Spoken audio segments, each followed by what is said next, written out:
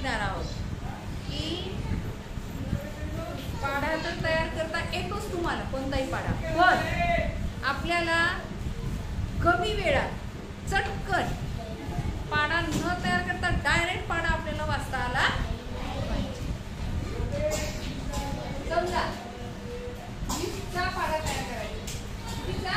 20चा पाढा. बघा 20चा पाढा तयार करायचा आपल्याला. मग सोपी ट्रिक, समजा तुम्हाला 20चा पाढा येत नाही, मग हा किती अंक दिसतो? 2. 2चा पाढा घ्यायचा. म्हणा वेग